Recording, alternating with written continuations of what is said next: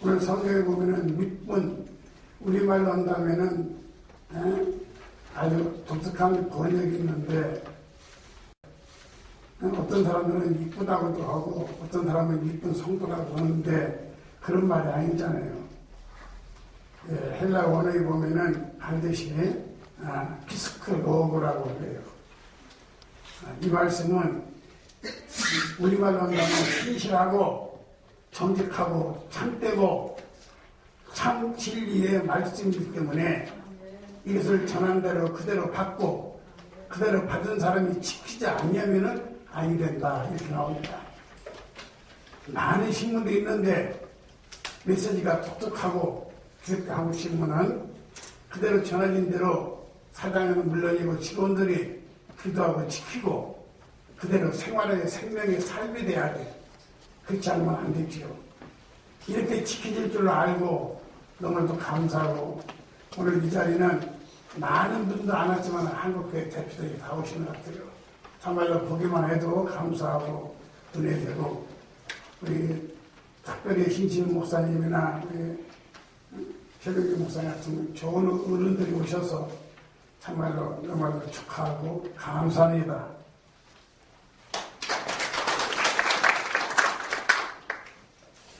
감사합니다. 황민찬 목사님.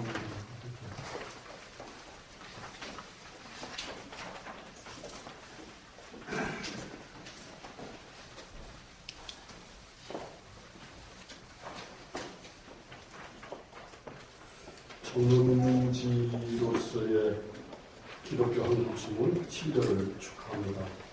신문다운 신문으로 세워지기를 바라고 그냥 받고 내던지는 신문 아니고 일으키는 신문 되기를 바랍니다. 7절 다시 축하드립니다. 감사합니다. 박영 목사님.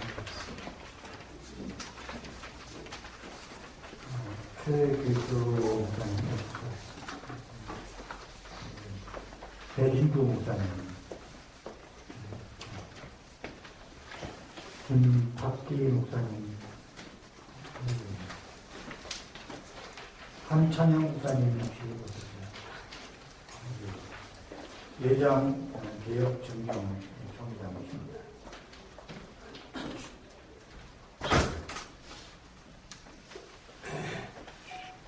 저는 이름도 없는 사람입니다. 그런데 불러주셔서 감사합니다. 우리 유다상 장로님 이 신문을 시작할 때만 해도 상당히 잘 될 거냐 말 거냐 했는데 역시 유다상이에요. 7년이라는 세월이 참 어떤 세월입니다. 하나님의 숫자죠. 완전한 숫자. 그리고 한국 기독교 한국신문이 실력에 따른 것은 우리나라 속담에 이런 얘기가 있습니다.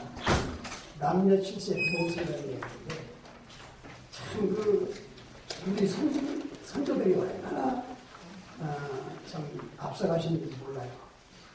우리들이 클 때만 해도 7살 먹었으면 깐난 애기로 봤지 아무것도 아니고 막 근데 우리 선조들은 남녀가 7살이 되면 다 안다는 거예요. 성숙됐다 이거 다 안다. 그러니까 같이 있으면 안 된다. 이 얘기거든요. 그만큼 한국 기독교 신문이 성숙했습니다. 네? 성숙했어요. 7년이 되면서 숫자와 같이 성숙됐어요.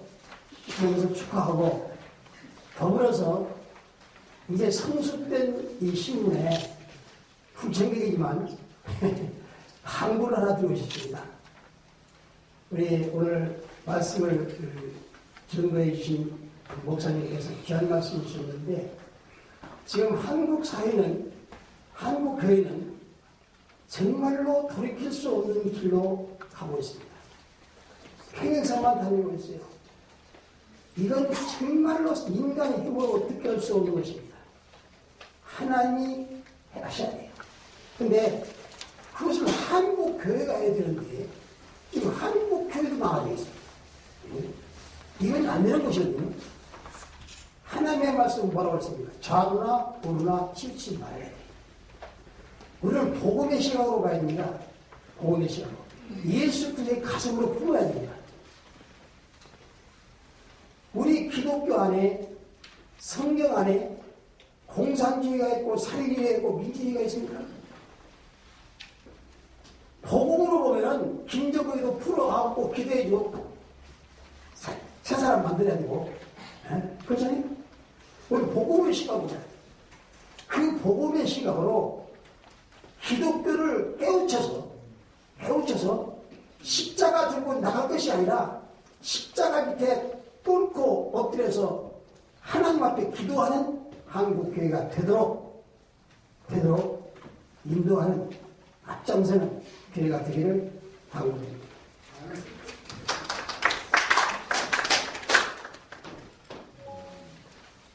우정은 목사님.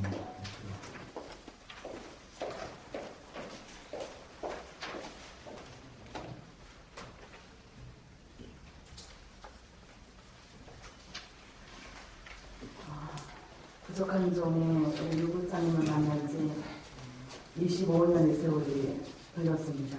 그런데 만나뵐 때마다 항상 미소 짓는 모습, 그리고 아닌 것을 아니라고 말씀하시는 정직함과 어떤 것도 우리가 타협하지 않는 그런 성품을 소유자를 느끼게 됩니다.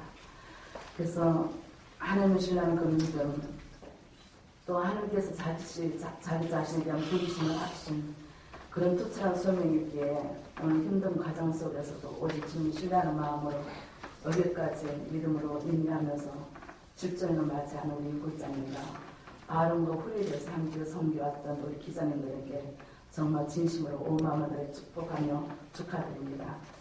그 어느 때보다도 참으로 영적 혼탁한 시대입니다. 신문을 봐도 정의와 공평함을 편협된 기사를 위해서 세상에 아무런 영향을 미치지 못하고 신문이 왜 있는가는 이때입니다.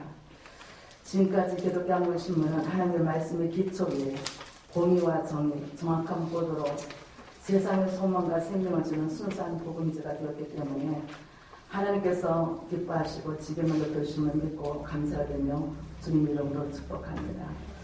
여기까지 인도하신 하나님께서 유골전을 비롯하여서 기자님들이 예리한 통찰력과 깊은 영감으로 기사를 쓰심으로 인해서 대한민국 기독교 사상 정말 역사의 길이 남을 수 있는 복음지가 되기를 소망하면서 그렇게 될 줄 믿고 축복하면서 축사의 말씀을 강요합니다. 감사합니다.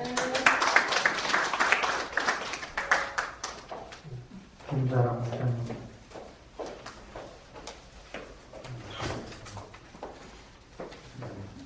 토마스 리 박사님 모실게요.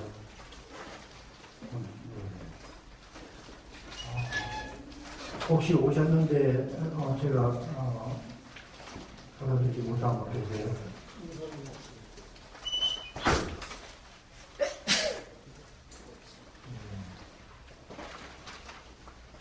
예, 저는 강창훈 목사님 축사를 듣다가 있습니다.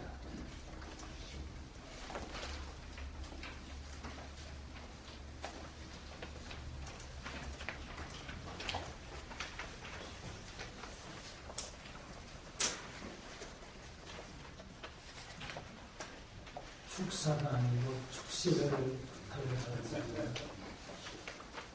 신문 나가기 전 이틀 전에 저한테 시를 좀 부탁합니다. 그래서 이 시가 하루아침에 그냥 차다에 일어나서 나오는 게 아니거든요. 나중에 밤 한결 자는데 톡톡히 사셔야 됩니다. 제가 한 19년 목회자 세미나하면서 우리 유다상 장로님하고 한 19년 생각을 해요, 지금. 굉장히 그릇이 크시고, 또, 큰 크게 보시는 분. 그리고, 보이지 않는 굉장한 재력을 갖고 있어서 7년 동안 신문이 굉장히 성장을 하고 잘 달아왔습니다. 부족하지만, 하라고 해서 저는 이 시 낭독 전문가가 아닙니다. 글정인데 하겠습니다. 꽁꽁 얼어붙은 엄동설안을 지나 대동강도 풀린다는 우수 경치 맞이할 때에 잠자던 개구리들 눈 뜨고 일어나 목청 돋우어 개굴개굴 울어대며 봄날을 알렸다. 올여름 무더위는 힘없이 그냥 지나갔지만 몇 번의 태풍은 한반도를 강타했고 여름이 채 가시기도 전에 누르고 참았던 백성들의 울분이 터져 한반도는 절규의 소리와 기도의 함성으로 가득 차 있다. 7년의 시간을 중동걸음으로 달려온 기독교 한국신문, 이제 뿌리 내린 튼튼한 두 발로 뚜벅뚜벅 걸어라. 아무도 흉내내지 못할 거인의 발자국을 남기며 역사의 힘장을 두는 부럽다고 살펴라. 이제 통큰 대장부의 가슴으로 마음껏 외쳐라. 하나님의 공의를 외치고 진실을 외쳐라. 힘없어 침묵하는 민초들의 부럽던 두 눈이 외쳐 고함 지르며 두 주먹 불 건진 피 끓는 가슴들이 부러지고 통곡하는 한 맺힌 영혼들의 절규가 우리를 직시하고 분별하고 귀 기울이고 있음에 역사하는 말하리 굴곡의 시대 때 진실을 외쳤노라고. 백성들은 칭송하기 하늘을 두고 부끄러움이 없었노라고. 말없이 지켜본 만물들이 박수치며 격려하니 장하고 장한 기독교 한국 신문이었노라고. 아멘.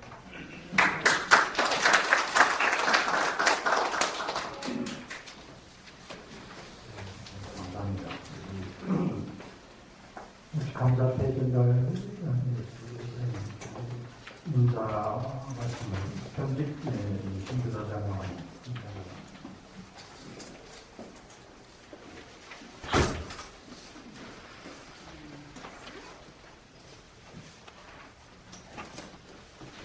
안녕하세요. 김다수입니다. 7년 동안 힘차게 달려왔습니다. 예수님의 삶의 현장에서 초조하고 고통스러운 예수님의 역사의 현장에서 곤궁한 사람들에게 하나님 나라를 선포하고 이들과 함께 하나님 나라를 거리려고 외쳤습니다. 또한 한국교회의 변화와 개혁에 대해서도 열심히 노력해 왔습니다. 특히 오늘 3.1 만세운동 100주년 맞아서 한국교회의 회복된 한국교회의 역사를 바로잡자는 의미에서 한국교회와 한일민족이라는 주제로 심포지움의 자리를 마련했습니다. 감사합니다. 한국교회의 소망이 있기를 기대합니다.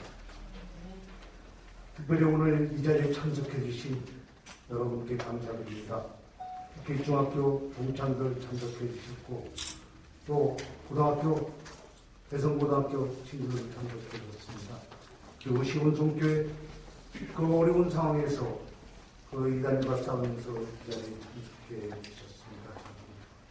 그리고 민족의 어머니며 생명의 담대자이신 우리 예수님 목사님 그리고 그 교단 목사님과 함께 참석해 주셨습니다. 우리 한국교회 어르신 신신무 목사님과 최동규 목사님 그리고 한창민 목사님 지도자 여러분 참석해 주셨습니다. 그리고 기자 여러분 이렇게 참석해 주셔서 감사합니다. 아무쪼록 한국교회에 희망이 있기를 기대하면서 간절히 소망하면서 오늘 이 자리가 기회했으면 좋겠습니다. 감사합니다.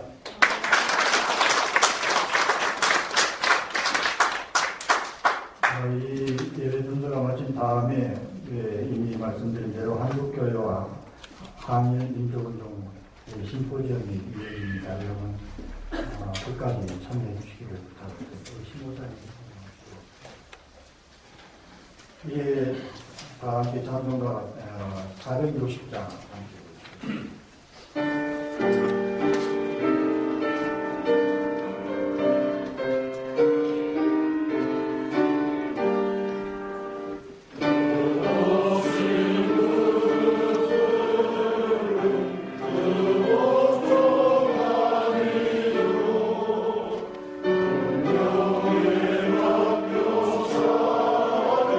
그 생활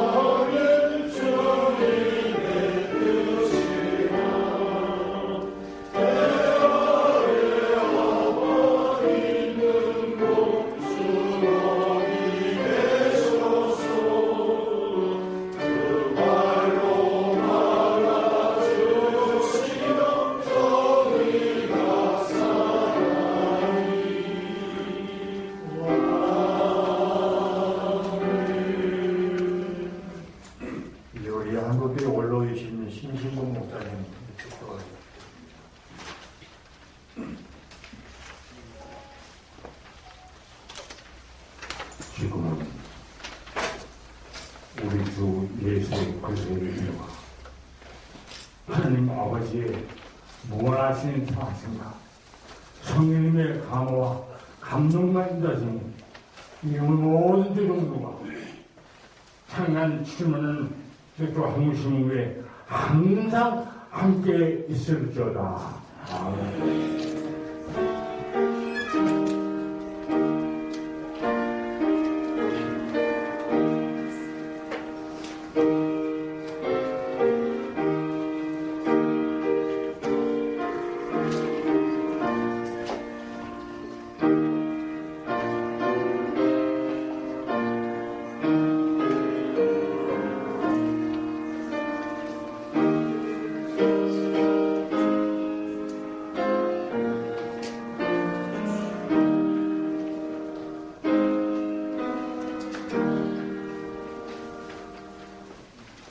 감사합니다.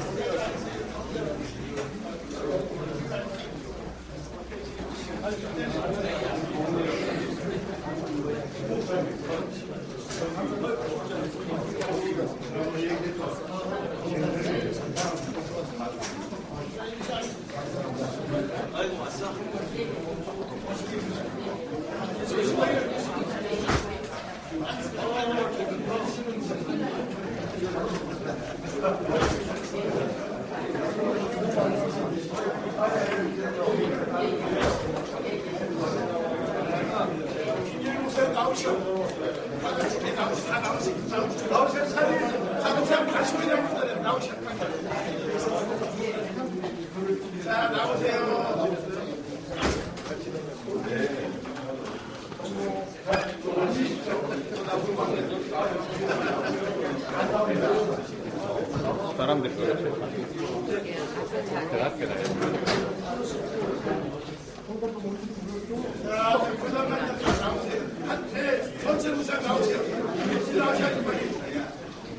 이명환 국장님 뒤로 좀 쓰시고 빨리 오세요.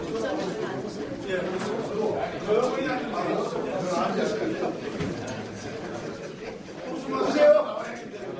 나오세요 국장님.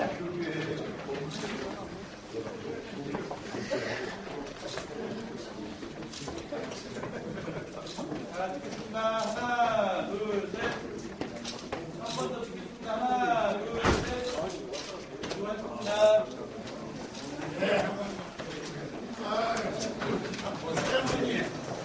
장관님. 네. 아이고, 대대로 또 왔다. 갔다 있었는데.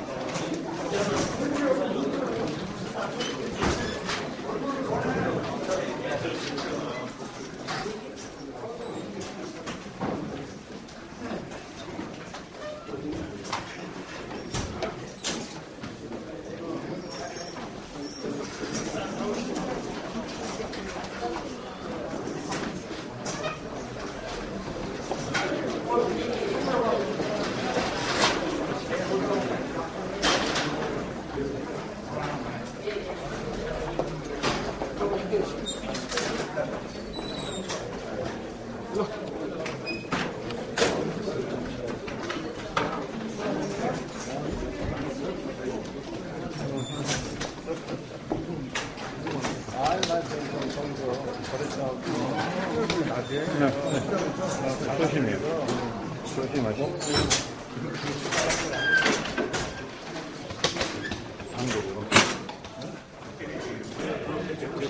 찍고 갈 거야?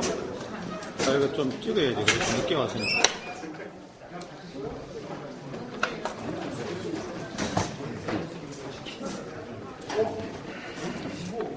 좀 찍고 가시는데. 꼭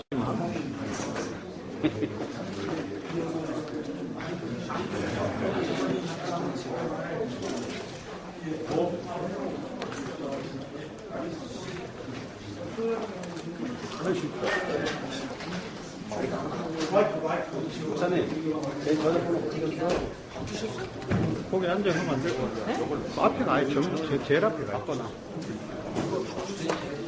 핸드폰을 바꿔봐. 배터리가 얼마나?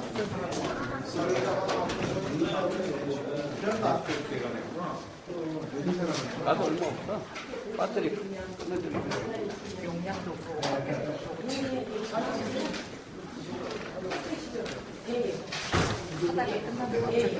어쩔 수 없어.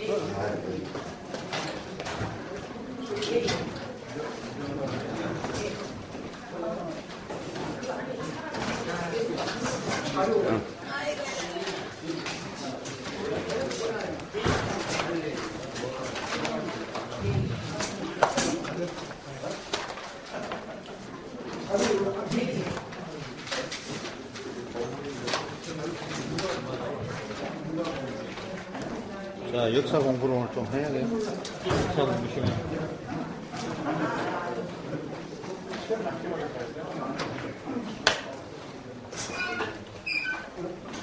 이제 기독교 한국신문 7주년 기념 예배에 이어서 기념 심포지움을 하도록 하겠습니다.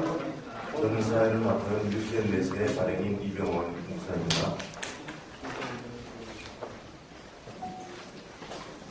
2017년에 우리나라가 종교개혁 500주년을 해가지고 한국교회 전체가 떠들썩한 적이 있었습니다.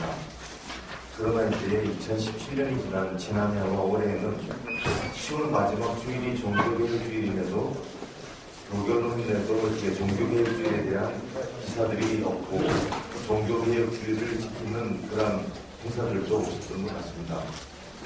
이 말씀을 드리는 것은 우리가 어떠한 것을 기념하고 기억할 때 늘 이벤트성으로 기억해서 그것이 행사로 끝나고 많은 아쉬움들이 있었는데요.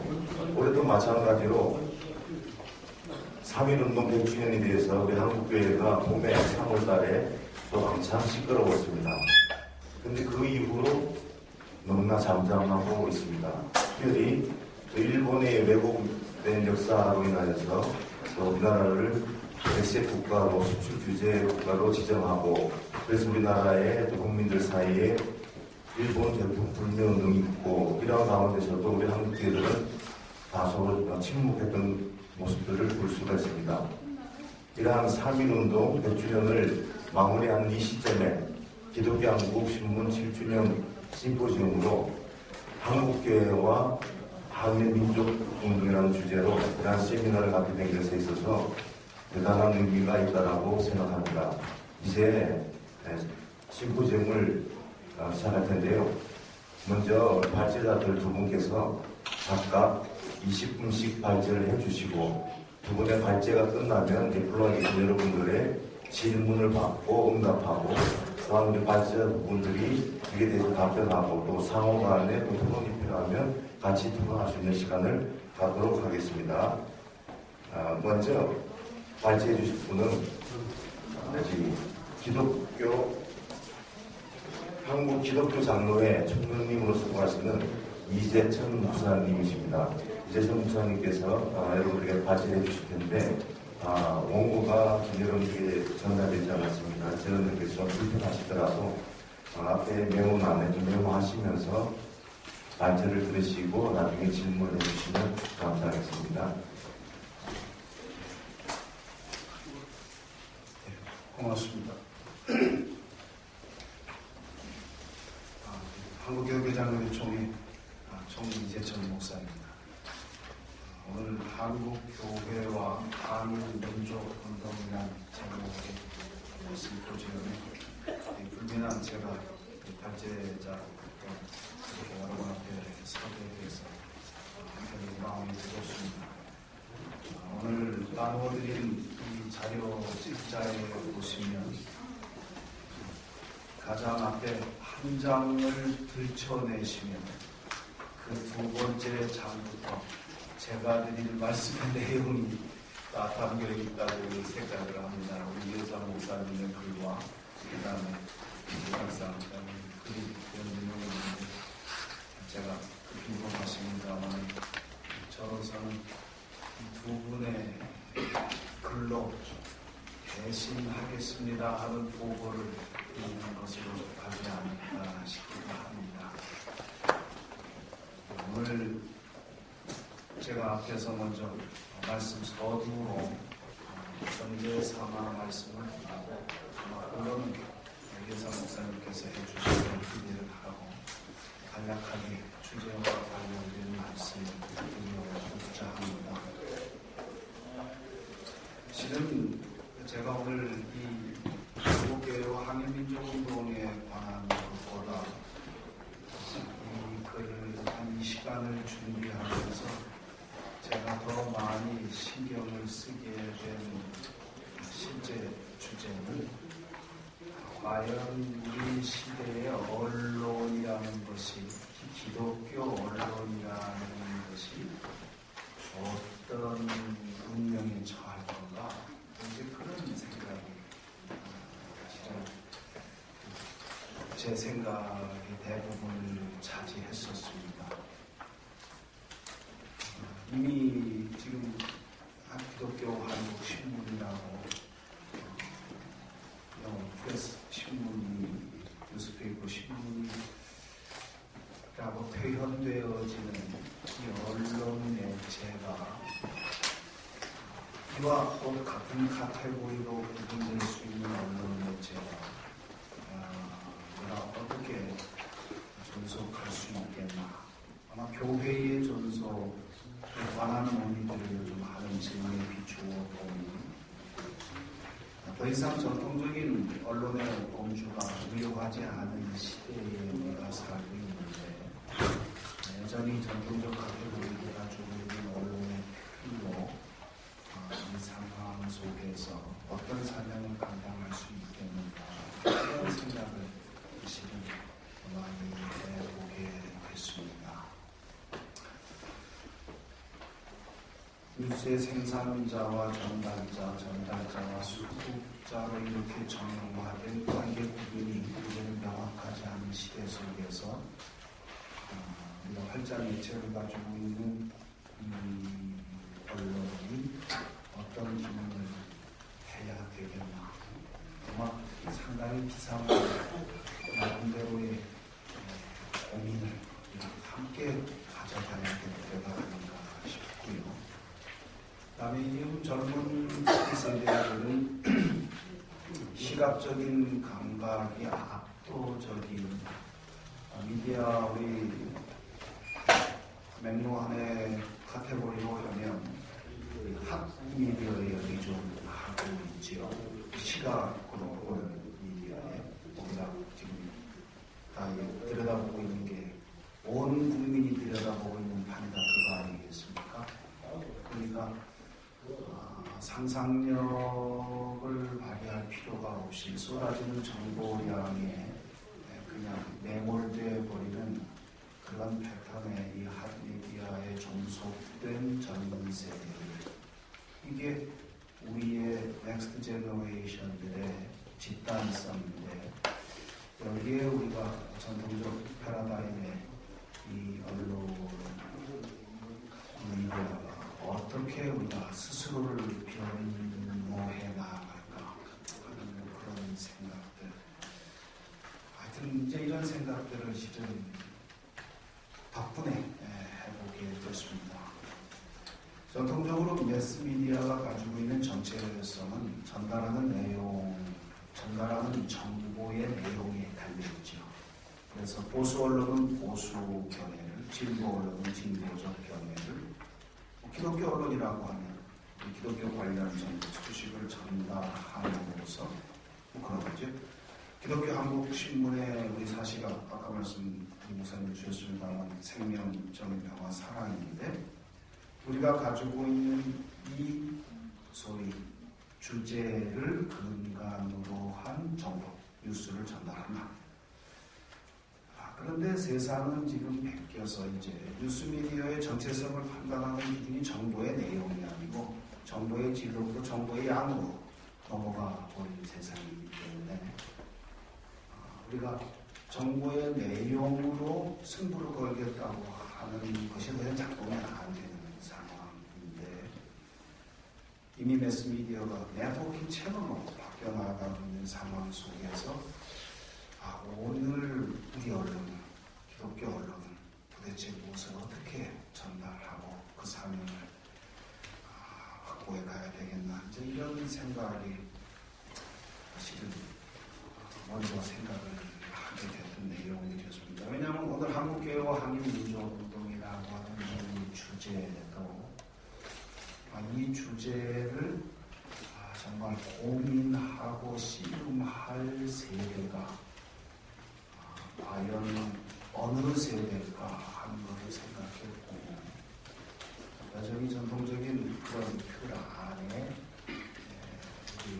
매스미디어에 익숙해져 있는 세대들이 다룰 수밖에 없는 주제이고 젊은 세대들에게는 이 문제를 어떻게 우리가 전달할 수 있겠나 하는 관점에서 접근을 할 수 있겠지만 저들의 관심사를 과연 얼마나 담아낼 수 있겠나 이제 이런 문제의식이라고 할 수 있겠습니다. 하여튼 제 단상을 먼저 말씀드리고요. 지금 제가 발표할 내용이 너무 간단해서 그냥 제가 생각으로 서두를 말씀드려 보았습니다. 우리 한국교회 그리고 한국민족운동을 제 나름대로 그렇게 그저 단편적인 그런 관점 또는 뭘까요? 그 인사이트를 좀 비추어 보는 정도로 말씀을 드려보고 싶은데요. 첫 번째로 한국 교회가 아니 기독교가 이 땅에 수용되는 과정부터에 대한 우리의 시각이 좀 확장될 필요가 있지 않겠나 하는 생각을 해봅니다. 무슨 말씀이냐 하면 우리가 한민족의 기독교 수용이 세계 지평에서 볼 때는 상당히 예외적인 현상에 속하지 않나 하는 거죠.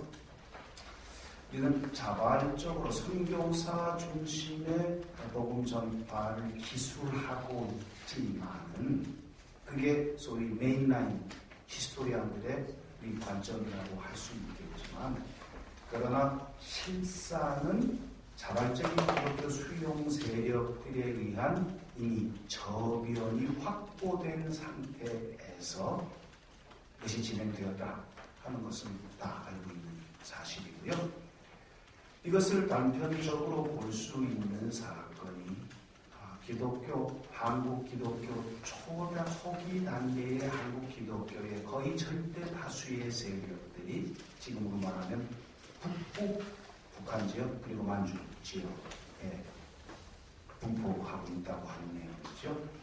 이건 기존 질서에서부터 소외된 지역을 중심으로 해서 이걸 민족적 관점에서 보면 외세의 침략으로부터 몰락하는 세상을 일으켜 세우려는 대안의 소위 수용 이렇게도 말할 수 있겠지만 그러나 조선조 시기에 몰락 아니 내쳐졌던 집단들이 대체로 발견했던 그런 희망이가 아니었겠나 하는 거고요.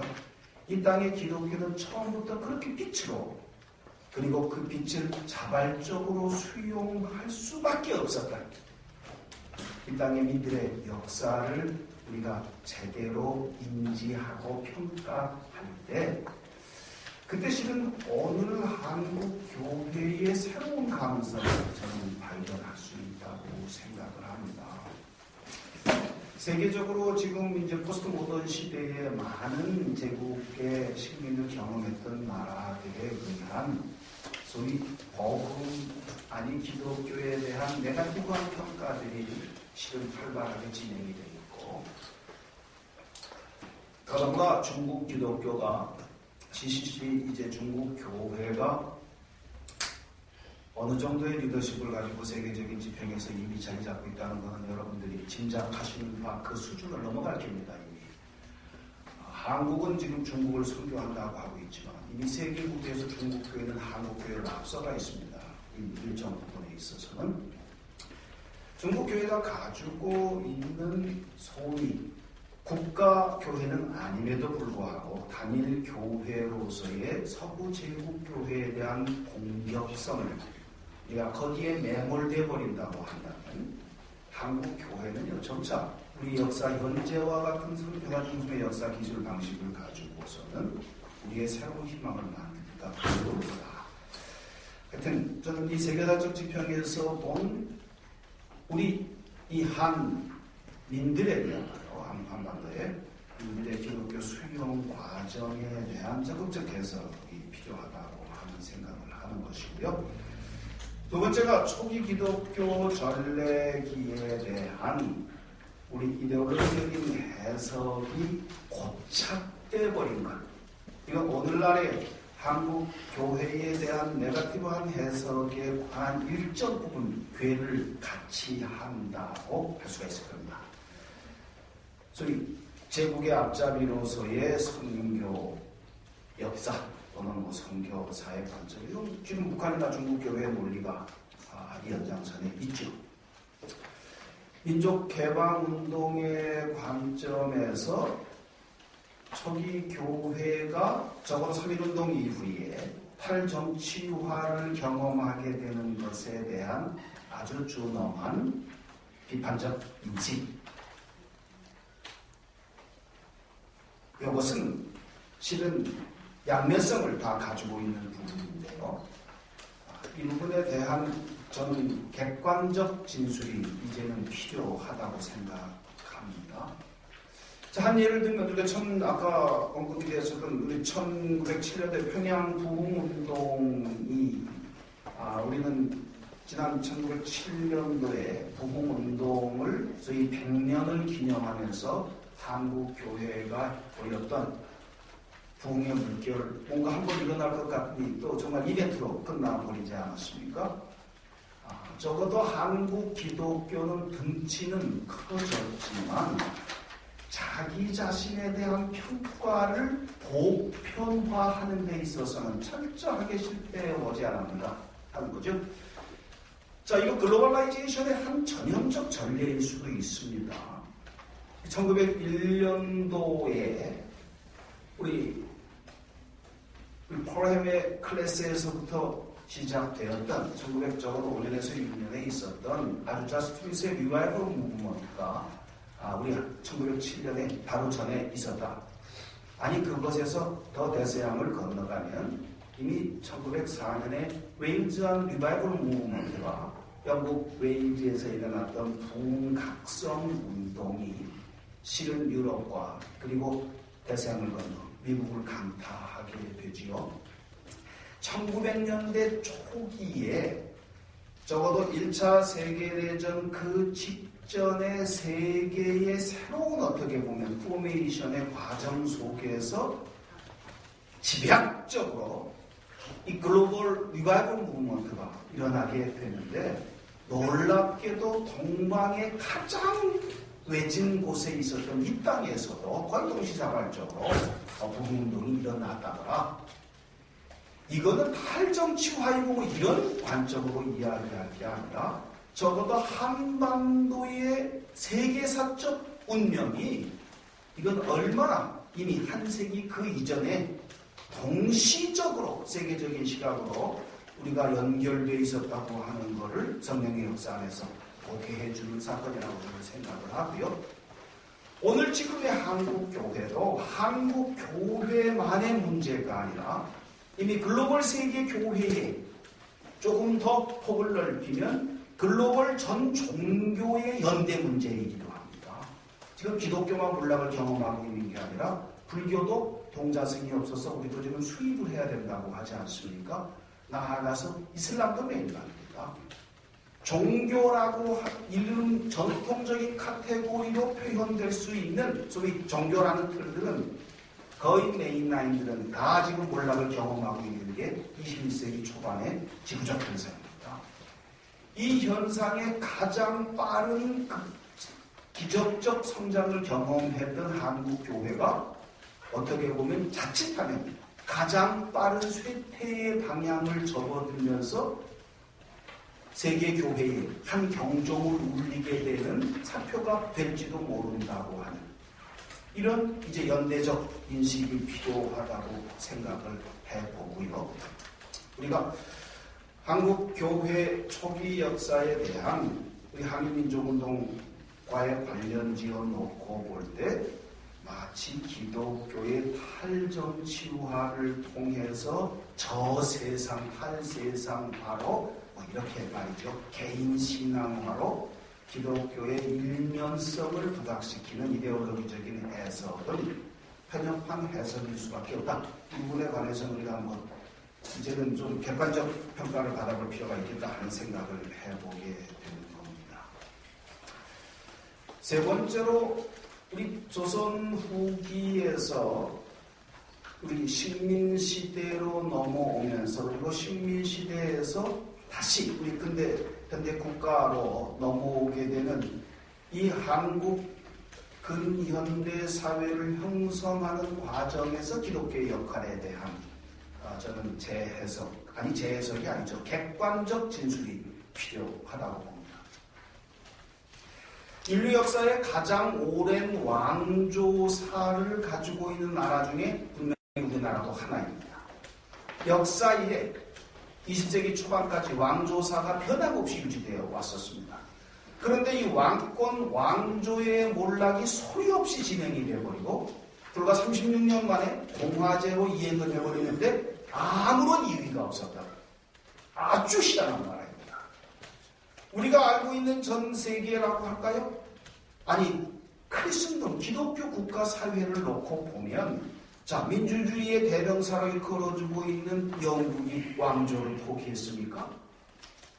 지금 북구라파에 있는 소위 저 민주화에 앞장서 있던 나라들이 왕권을 상징성을 포기했었습니까? 왕을 죽여본 유일한 나라는 프랑스밖에 없고요. 나머지 국가들은 스페인이 포기를 했습니까? 이태리가 포기했습니까? 물론 이태리는 좀 예외적입니다. 대부분의 기독교 국가들이라고 하는 아니 민주주의의 앞장선 국가들이라고 하는 것들조차도 공화제로 소위 민주사회로 이행하는 과정에서 이렇게 왕조의 역사를 한순간에 포기해버린 나라가 없습니다. 그런데 우리는 어떻게 이게 가능했는가? 사회가 이렇게 급격하게 이행을 하려고 하면 그 급격한 이행을 뒷받침할 수 있는 사회적 엔터티, 실제 대체 역량들이 가능해져야 되는 건데 그 대체 역량을 우리가 어디서 만들어 왔습니까? 그러면 이승만 한민당 상황 속에서 친일파를 도용했다? 그렇게 도배를 해가지고 그러면 이 남은 정체성이 뭡니까? 친일파들의 역사를 이어온 집단이고 북한은 주체사상하면 저기에게 항상 정체성의 소위 컴플렉스를 가지고 있는 집단으로 이남을 만들어버려야 직성이 풀리겠습니까? 도대체 이 사회를 대체할 수 있었던 그 사회적 실체는 어디서 왔나? 이 관점에서 놓고 보면 한국 기독교가 없었다면 이 사회를 급격한 사회 변화를 가능하게 할 수 있는 대체 역량을 충족시킬 수 없었을 거다. 이 부분은 인정을 해야 되겠다 하는 얘기 아니겠습니까? 자, 요 부분하고 관련지어 놓고 보면 이제 해방 그리고 한국 전쟁을 경험하면서 현대 한국 사회를 건설하는 리더십을 어디서 공급받았나?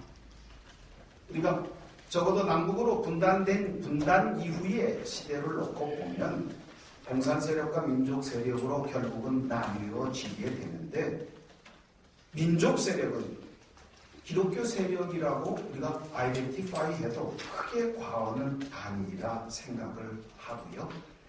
이와 같은 민족 세력들이 이 남의 사회 역량을 충족시켜 가는 결정적 시기는 해방 이후의 미군정 3년에 이미 어느 정도 틀이 정리가 되어버립니다. 그런데 해방 이후의 미군정 3년이라고 하는 이 사회의 아주 컨덴스드된 변화, 변혁 과정에 대한 적극적인 평가가 지금 우리 기독교계에 별로 없다고 하는 게 아주 신기한 일이에요. 20세기 초반인 지금이지만 그러나 한국 사회의 사회 구성체의 틀은 이미 미군정 3년에 결정되었다고 볼 수 있겠고, 그리고 그 연장선에서 오늘의 사회는 그대로 보여 있다고 볼 수가 있겠는데, 우리 기독교계의 포메이션도 이미 미군정 3년 안에 어느 정도 결정이 됩니다. 그런데 이 시기에 대한 적극적인 해석은 긍정적이든 부정적이든 한국 기독교가 해방 이후에 이 나라를 건설해 가는 데 있어서, 이 사회를 세워가는 데 있어서 결정적인 역할을 했고, 그것이 팩트라고 하는 것을 아마 입증해 낼 것이라고 생각을 합니다. 이 부분에 대한 아마 좀 평가가 있었으면 좋겠다 싶고요. 다섯 번째로 마지막으로 우리 기독교가 한 공헌, 오늘까지도 여전히 유효한 이 부분은 우리 기독교가 적어도 우리 남에 있어서는요, 우리 대한민국에게 있어서는 세계관이라고 하는 이 텀을 실은 보편적으로 인지할 수 있게 해준 그런 채널이었다고 하는 겁니다. 한반도의 문제가 앞서 말씀드린 것처럼 우리만의 문제가 아니라 이미 세계사적 지평 속에서 연결되어져 있는, 그리고 그와 운명적으로 그 궤 위에서 이해할 수밖에 없다고 하는 이 시각을 기독교가 가져다 주었다고 생각을 하고요. 그런데 이 부분에 대해서 오늘 교회가 실은 오히려 뒤로 가버린 그런 평가를 할 수 있지 않을까 싶습니다. 우리 한 예를 들면 1910년에 에딘버러에서 최초의 제1회 세계 선교 대회가 열리지 않습니까? 에딘버러 세계 선교 대회, 윤치호 선생이 거기에, 윤치호 장로가 한국교회 대표로 마핏 목사하고 같이 참석해서 한국교회의 급격한 성장에 대한 보고를 하고 가르침을 받았다고 하는 기록이 나오지요. 이미 세계 무대를 우리의 무대로, 그리고 거기에 나아가 소위 일제국에 의한 한민족에 대한 소위 복속을 불합리하다고 하는 것을 복음의 메시지에 담는 틀에 포함시켜서 세계 교회, 아니 세계 무대에 증언하고자 했지요. 한국교회는 초기부터 세계가 우리의 무대였던 거지요. 그런데 놀랍게도 오늘 한국교회는 실은 세계 선교를 이야기하지만, 그러나 그 세계 선교를 우리 세계사적, 아니 세계관의 관점에서 과연 가르치고 훈련하고, 그리고 우리 다음 세대들의 안목을 열어주고 있는 그런 모습일까? 한번 살펴볼 필요가 있겠다고 생각을 합니다. 시간이 됐으니까 마지막으로 한 말씀만 드리도록 하겠습니다. 우리 한국 교회가 3.1운동 관점에서 놓고 볼 때 저는 항일민족운동의 거점이 될 수 있었던 것은 우리 초기 교회의, 아니 요한계시록의 교회 전통에 서 있었기 때문이라고 생각합니다. 아주 문자적인 예를 하나 들어보면 한국교회는 초기부터 지역교회의 전통을 우리의 것으로 삼았습니다. 빌라델비아 교회, 사대교회, 라오디게아 교회, 에베소교회, 요한계시록의 교회들처럼 그 지역의 선교회는 그 지역에 연동에 서 있으면 연동이 되고 선동에 서 있으면 선동이 되고 그렇게 됐습니다. 안디옥의, 밀립보의, 고린도의, 사도행전의 교회가 우리의 교회였고, 그리고 거기에 교회가 더 생기면 1교회, 2교회, 3교회 겸손하게도 순서대로 네임했었습니다. 그런데 문제는 이 틀이 깨어지게 돼요. 비상시국이 깨어지게 되죠. 두 차례에 걸쳐서 이것이 결정적으로 깨어지게 되는데, 하나는 전쟁으로 인한 이주민들, 피난민들에 의한 교회가 세워지게 되는 대목하고, 그리고 60년대에서 70년대로 넘어오는 급격한 이농현상 속에서 어버나이제이션, 도시화가 가속화될 때 두 번에 깨어지게 됩니다.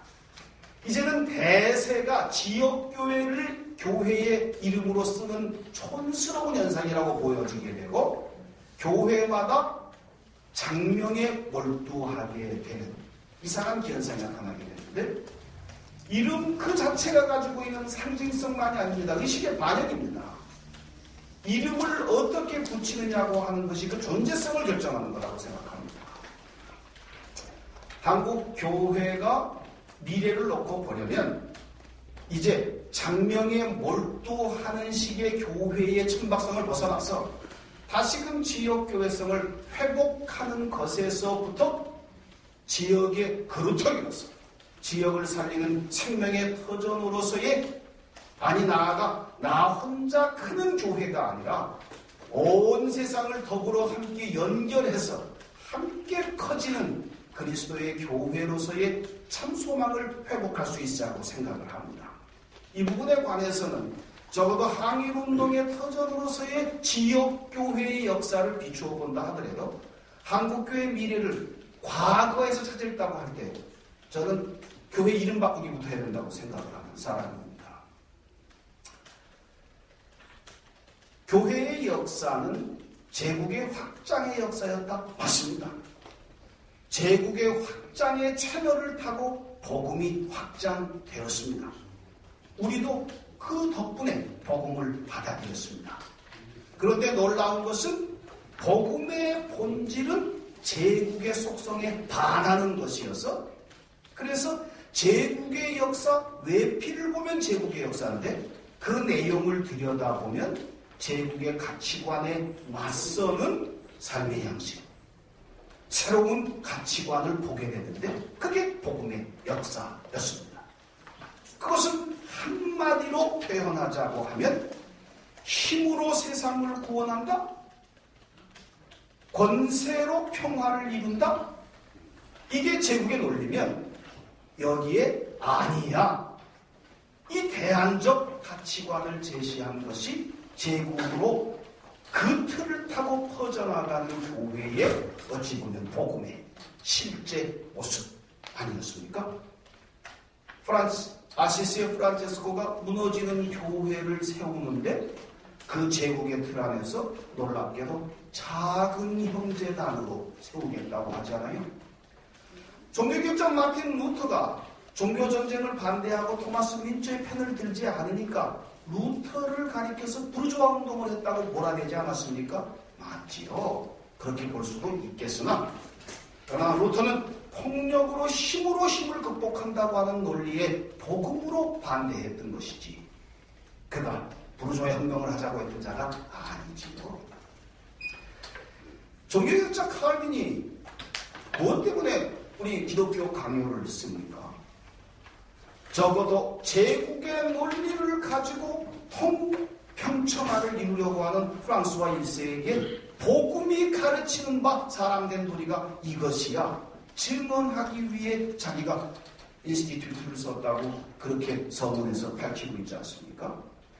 세상의 힘이 아니라 내가 약할 때 강하다, 하나님의 능력으로밖에 길이 없다고 하는 이 논리를, 복음의 논리를 제국 안에서 놀랍게도 제국에 반하는 논리를 펼치고자 하는 것이 기독교 복음의 멋진 모습인데, 그렇다면 오늘의 교회는 우리 이 땅에서 어떤 모습인가? 지금 한반도는 아까도 말씀들을 많이 하셨습니다만 새로운 제국의 각축장이 되고 있습니다. 제국들의 갈등 안에. 이 신제국의 시대에 과연 오늘 교회는 어떤 모습인가? 얼마 전에 우리 신문에 공표가 되었습니다만 우리 국민들은 개신교를 종교 중에는 가장 힘을 가지고 있는 종교로 평가한다고 그렇게 되어 있지 않습니까? 국민들이 권력, 종교가 힘을 가지고 있다고 보는 것에 양면성이 있지요. 겉으로는 힘을 가지고 있다고 하지만 가장 믿기 싫은 종교 순에 힘을 가진 집단이 들어가는 거지.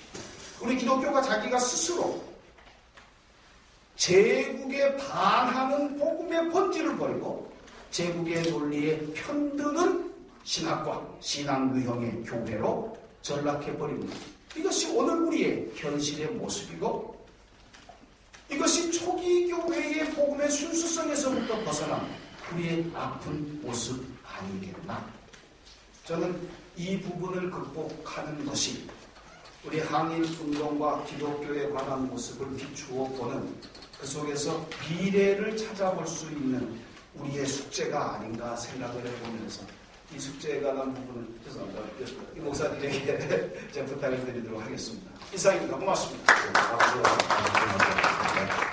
시간이 한 10분 정도 경과됐는데 이효성 목사님에게도 그래서 10분의 시간을 더 드리겠습니다. 10분을 더 줄여드릴 것 같습니다. 네. 자, 이효성 목사님, 여러분. 교회 건강 근대문화진흥원 원장이십니다. 교회 건강연구원 원장이시겠어요. 박수 한번 맞아주시면 감사하겠습니다.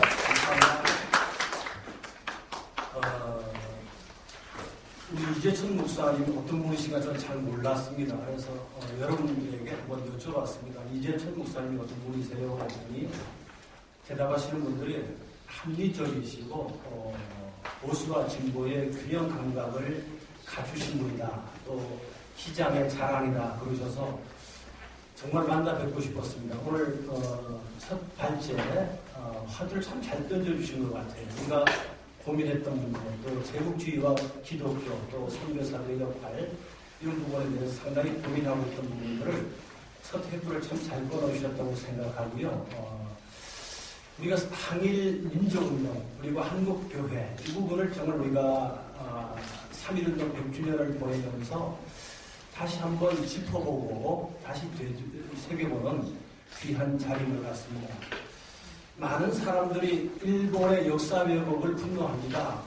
제가 한 10몇 년 전에 일본의 역사 교과서 왜곡 사건이 일어날 때에 제가 일본 대사관 앞에 가서 1인 시위를 했습니다. 피켓을 들고 1인 시위를 했더니 뉴시스라고 하는 신문사에서 아니 왜 나와서 1인 시위를 하십니까? 그래서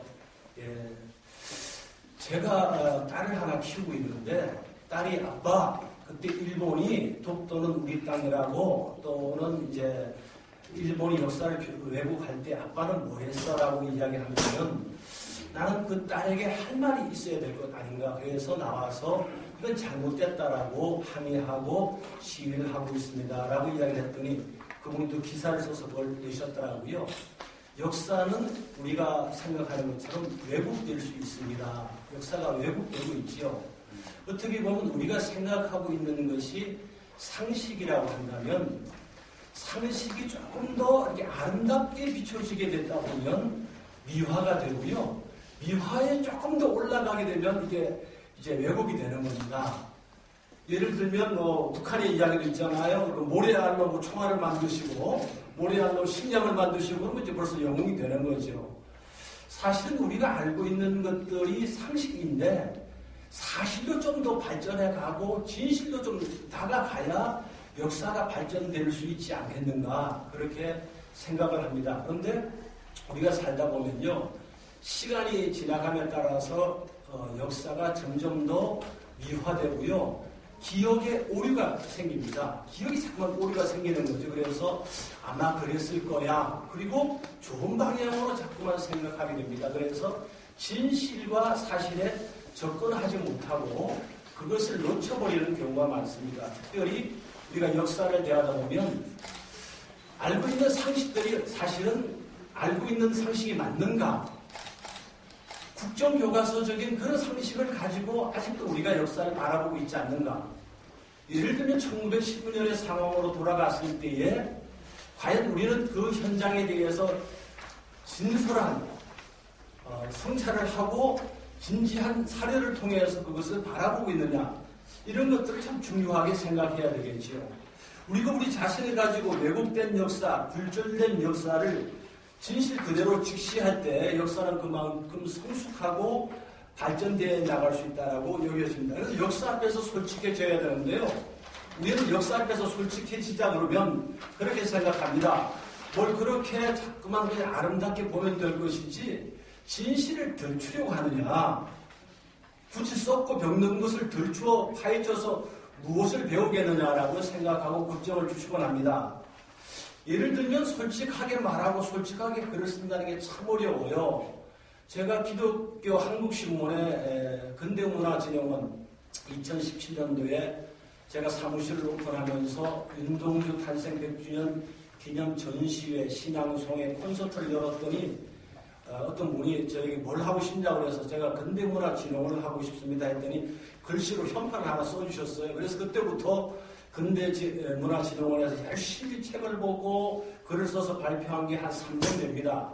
3년 남짓에 한 50편 내지 뭐 많이 썼으면 100편을 썼는데요.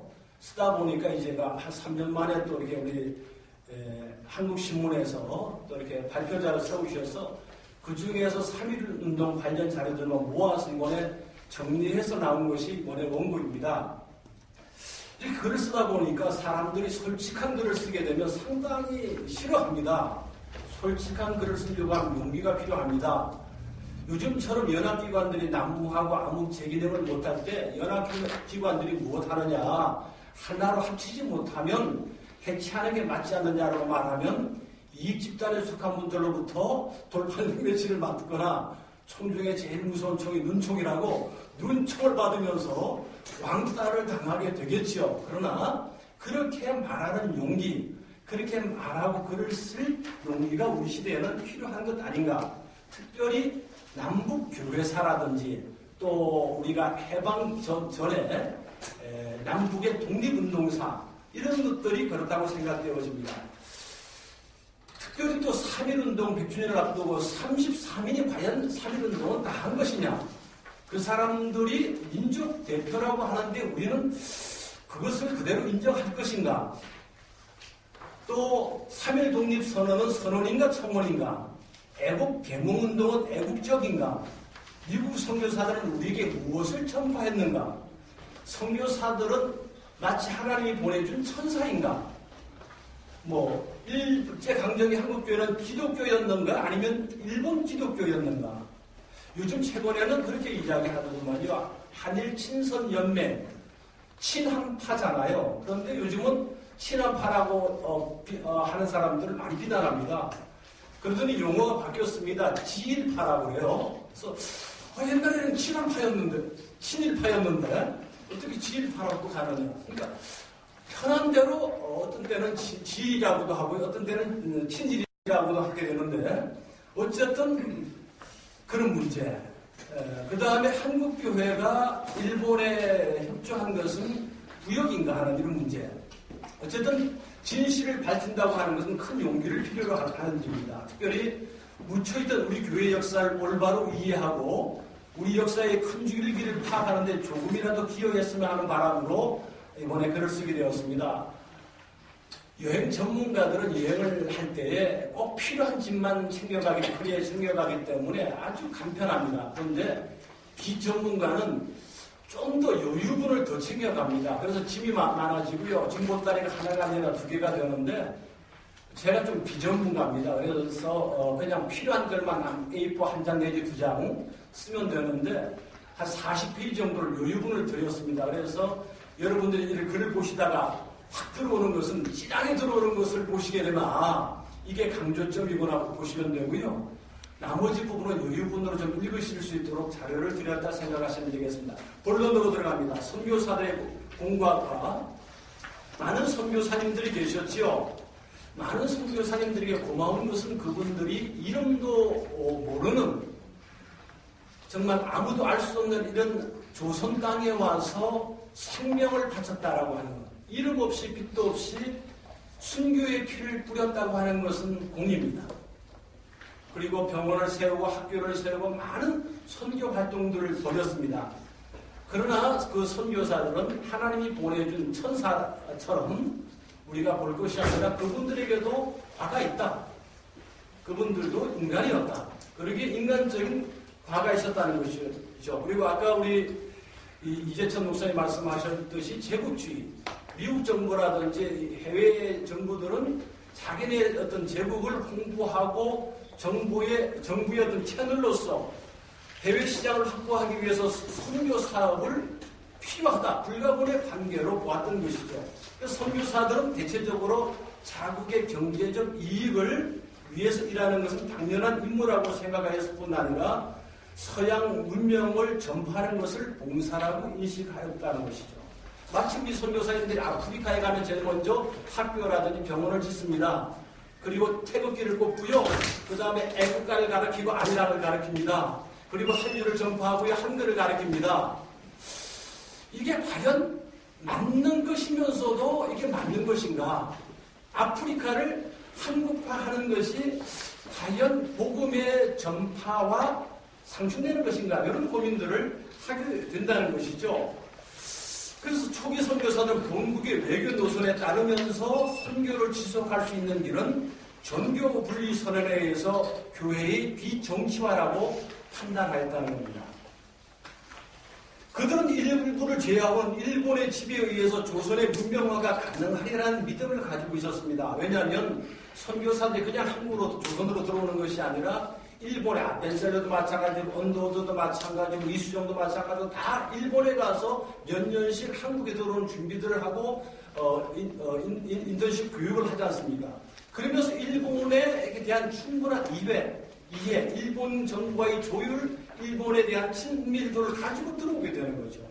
그러니까 우리 민족의 어떤 자강이라든지 자립이라든지 자주라든지 이쪽이 아니라 일본을 통한 개방, 일본을 통한 문명화를 전제 조건으로 깔고 가고 있었기 때문에 자강을 방편으로 교회를 찾았고 조선을 지배하는 일본에 대해서 저항의식을 가졌던 신자들은 이런 선교사들의 은행에 대해서 오히려 반발하면 반일운동에 나서게 되었다는 거죠.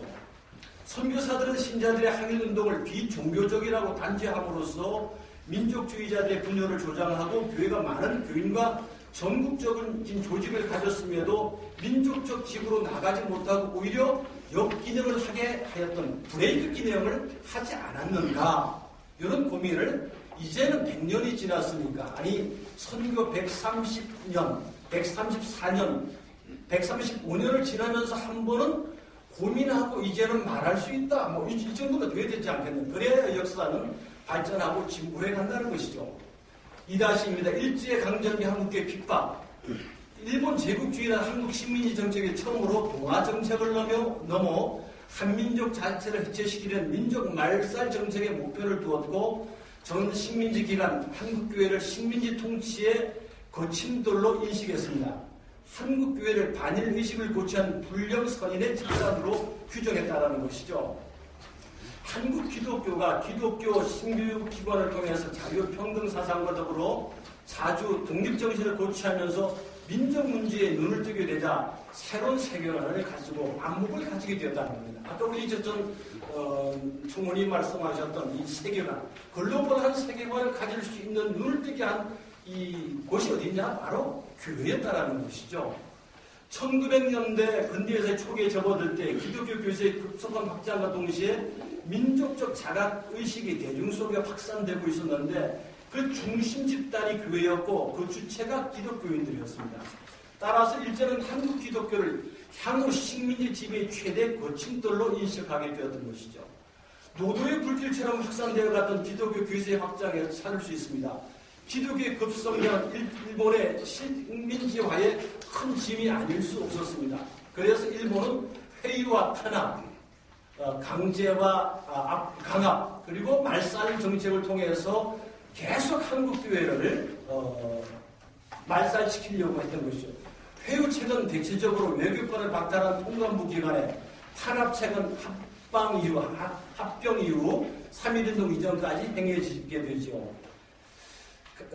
백오인 사건, 강제병합 이후에 백오인 사건도 일어나게 되고요. 그 다음에 남산에 신사를 만들어서 신사를 한 1,400여 개를 만들어서 곳곳에 신사를 세우고 신사를 참배하게 합니다. 제일 처음에는 그냥 학교까지 하는 것은 1937년까지 그렇게 가지만 1937년 이후에 교회까지 이제 신사 참배, 동방요배, 동방삼배, 일본의 청왕에 참배하게 되는 삼배, 우미유카바라든지 찬송가에서 예수님을 또 하나님을 왕으로 구주로 나온 부분들을 다 삭제하고 종이로 붙이고 찬송가 앞페이지에 황국신민선사, 우미유카바 뭐 이런 식으로 붙이고 그것을 가지고 예배 때 예배를 드리게 하는 것이죠. 그러니까 예배가 37년, 39년 넘어가면서 한국교회가 예배를 드렸다 그러면 그때는 그런 것이 예배에 포함되어 있었기 때문에 일본 순사가 와서 지키고 있는 상황에서 예배가 예배되지 못했다는 것이죠. 그리고 일본 일제 신사 참배 자체가 국민 의례처럼 진행되면서 전 국민들이 그냥 신사에 참배하는 일들이 정당화되고 보편화되는 그런 상황을 맞게 된 겁니다. 그리고 우리가 그때 우리는 신사 참배하지 않았다. 그게 아니고요. 그때 교회가 있었다면 그 예배는 당연히 신사 참배가 들어가고 동방요배가 들어가고 황국시민선사가 들어가고 밀가바가 들어가고 천문왕에 대한 충성의 맹세가 들어가는 그런 상황에서 우리가 신앙을 지킨다. 이게 상당히 쉽지 않았던 것이죠. 자, 그래서 일본은 1937년 이후에 침략전쟁 수행에 순행하도록 교회를 그렇게 만들어 갔던 것입니다. 2-3으로 넘어가게 되면 이제는 항일 독립운동, 동학농민전쟁이 그 시초라고 할 수 있습니다. 항일 의병운동의 시초라고 할 수 있는데 농민운동 이후에 1895년에 식량수탈 사건, 그 다음에 1907년 정미의병, 그 이후에 이제 그 덕들교회에서 24개 예배처소를 돌보는 구현영 전도사가 그의 아들 전도사 구정서와 체포되어 주민들이 보는 소시장 미루나무에 묻고 공개 총살당하면서 성직자로서 최초의 순국자가 나오게 되죠. 이런 민족순환 앞에서 기독교의 항해운동은 여러 방면에서 이루어졌습니다. 애국 계몽운동과 의정투쟁이었습니다. 경제적으로 납세 거부운동이 있었고요. 1907년에 국채보상운동 등이 있었고 한글운동, 야학운동, 농촌계몽운동, 여성운동 등 농촌에 대한 관심이 초기에는 한국교회에 참 많았습니다. 근데 지금은 농촌교회장 관심이 교회가 상당히 없어지고요. 도시교회가 농촌교회에 관심이 적은 것 같아요. 어쨌든 그런 가운데 아까도 말씀드렸던 그 정교 분리 원칙, 선교사들은 일본과의 마찰을 원하지 않았기 때문에 그냥 정교 분리를 주장하면서 이 교회인들의 신앙을 자꾸만 개인들의 죄의 문제로 개인의 구원의 문제로 이렇게 몰아갔던 것이죠. 그러니까 사회 참여와 역사에 대한 인식 그리고 일본에 대한 항일 이런 부분들을 통제하고 지향하기 때문에 신앙을 통해 민족과 조국을 발견한 열사들은 악의 세력과 싸우는 십자가 군병으로서 부국적 신앙으로 결단하고 무장한 소수의 사람들이 나가서 싸우게 되는 것이죠.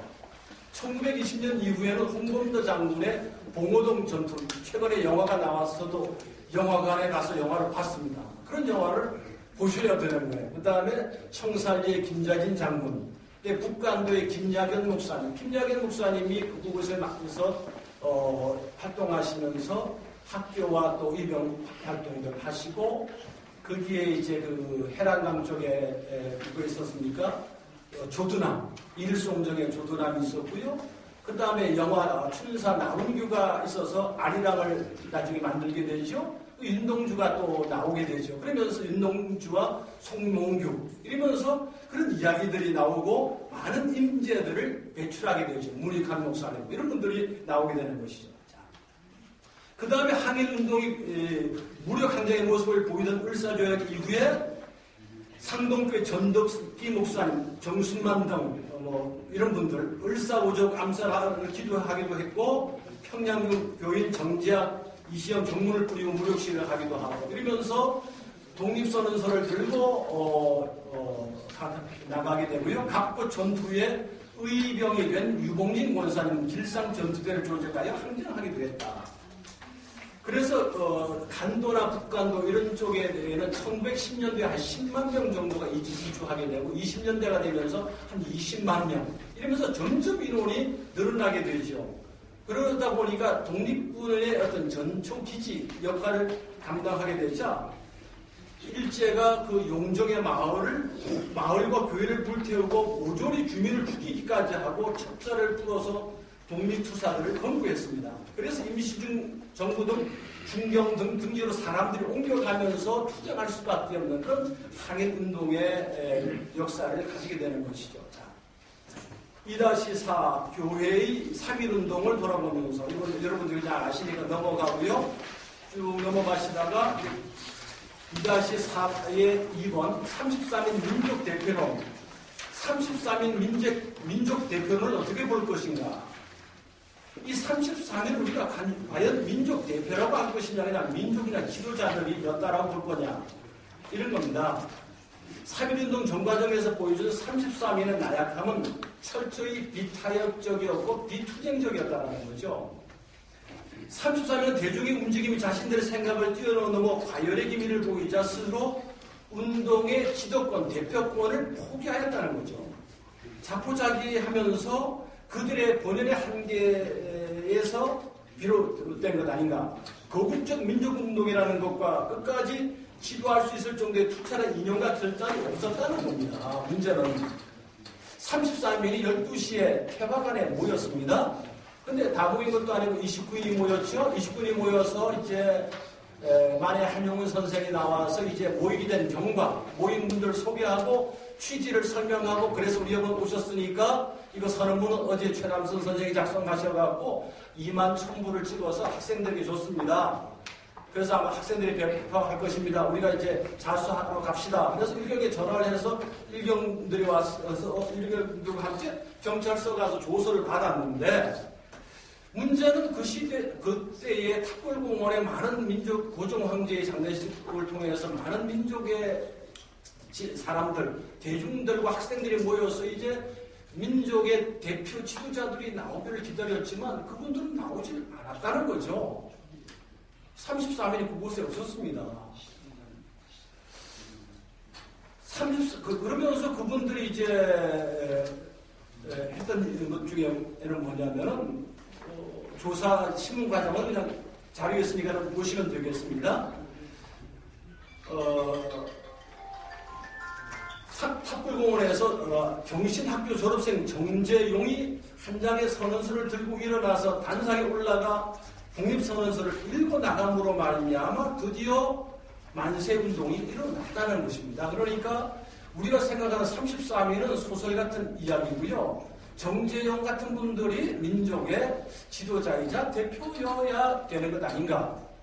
그리고 이 3.1운동은 3.1절날 일어난 것이 아니라 28 독립선언, 일본의 YMCA에서 이미 발표되었던 28 독립선언의 연장선상에서 학생들이 시작한 운동을 지도자들이 올라타서 그 호랑이 등에 올라타서 그걸 타고 갔어야 되는데 가지 못하고 중도에서 내려왔다. 이렇게 봐야 되는 것 아닌가. 그러면서 그 학생들의 그 독립운동을 비하하고 했다라는 것이죠. 그래서 독립선언과 행진에 주도한 민족 지도자라고 하는 분 29분과 130명이 체포됐습니다. 사실은 이 130여 명 이런 분들이 민족의 지도자였다라고 우리가 보게 되는 것이죠. 3.1운동은 지도자 없이 학생들의 자발적인 투쟁으로 전개되었고 학생과 교회는 합법적인으로 존재할 수 있는 전국적인 조직이었다라고 하는 겁니다. 그래서 학생과 교회가 전위적인 역할을 담당함으로 민족 역할의 용기와 책임 의식을 갖게 되었고 이로 인해서 교회는 엄청난 대가를 지불했다는 거죠. 그래서 3.1운동 이후에 교회는 엄청나게 마이너스 줄어드는 현상이 생겼습니다. 왜냐하면 핍박과 말살 정책에 의해서 교회는 엄청나게 줄어들지만 민족교회라고 하는 자긍심을 갖게 되었고 민족과 아픔을 함께하는 역사에 동참하는 그런 교회로 가게 되었다는 것이죠. 지난해 이제 10월 달에 저희가 신사 참배 80주년 회개 기도회를 열었습니다. 열었더니 많은 분들이 뭐 옛날에 우리가 한두 번 회개한 것도 아닌데 그걸 하느냐 그러는데 꼭 해야 될 이유가 있었습니다. 왜냐하면 감리교는 신사 참배에 대해서 한 번도 회개하고 말한 적이 없습니다. 그래서 감리교에서 앞장서서 하자고 하기 때문에 한국교회가 감리교가 회개하고 한다면 우리가 동참해서 어떤 사람이 내가 잘못했습니다 하고 회개하고 기도하면 우리도 옆에 가서 하나님 저 사람만 잘못한 게 아니라 우리도 잘못했습니다. 우리 민족 모두가 잘못했는데 나도 같이 회개합니다 해주는 게 맞을 것 같아서 했는데 참 잘했다 생각하고요. 어쨌든 일제시대에 일어났던 신사 참배가 있었지만 그때에 순교했던 많은 신앙의 순교자들이 있었습니다. 그 당시에 일제 탄압에 200여 교회가 문을 닫았고 2000여 성도가 투옥되었고 50여 명의 교육자들이 순교를 당했다고 박영규 교수는 이야기하고 있는 것이죠. 이제 글을 마무리하면서 어느 부분을 읽어야 되나요? 3-2번 왜 바쁘냐? 어디로 가는지도 모르면서 역사, 왜곡, 경제, 보복, 국론 분열 등 마치 100년 전 그때로 돌아간 것 같습니다. 나라의 안팎이 소용돌이를 치고 있습니다. 3.1운동 정신으로 민족의 중심을 바로잡고 새로운 대한민국 100년을 열어가야 할 시점입니다. 그러나 이런 기회를 분열과 갈등으로 잃어버리고 있지는 않습니까? 시대를 읽지 못하면 화를 입습니다. 시대 변화를 제대로 읽지 못하면 화를 당하게 됩니다. 역사가 반복적으로 그것을 보여주고 있습니다. 기득권 세력은 항상 현실에 안주하기 때문에 보통 변화된 상황을 잘 자각하지 못합니다. 자꾸만 안주하려고 해요. 그냥 예전에 우리가 알던 대로 가려고 해요. 그러나 시대와 역사를 제대로 읽으려면 눈을 떠야 합니다. 남한만 바라보지 말고 한 번 더 전체를 봐야 되고요. 우리의 과거와 미래를 함께 봐야 합니다. 특별히 우리는 새로운 100년을 만들 꿈을 꿔야 합니다. 그것은 복음 통일을 이루는 겁니다. 분단이야말로 한 단계 더 도약하는 우리 민족을 가로막는 치명적인 방해물입니다. 분단을 극복하지 못하면 양국과 같은 사회적인 문제도 극복할 수가 없습니다. 특별히 일본과 북한 걸림돌이 아니라 디딤돌로 짚고 넘어가야 되는 거죠. 그러니까 일본과 싸워서 우리가 이긴다 이러지 말고요. 일본도 품고 중국도 품고 북한도 품고 이걸 어떻게 우리가 넘어갈 수 있느냐. 이런 고민들을 좀 가져야 되는 그런 슬기로움이 미래를 열 수 있다라고 보아집니다. 특별히 우리가 문화대벽기에 한국교회가 3.1운동 100주년을 맞아서 항일민족운동을 생각하고 주기철 목사님을 생각하고 시인 윤동주나 유관순 열사를 이야기하는 것은 우리 역사와 문화를 기억해야 하는 것은 우리 역사를 기억하지 않는다면 역사는 다시 우리를 그 아픈 역사의 현장으로 인도하기 때문입니다. 그래서 근대 역사와 문화를 위한 생각이 깊어집니다.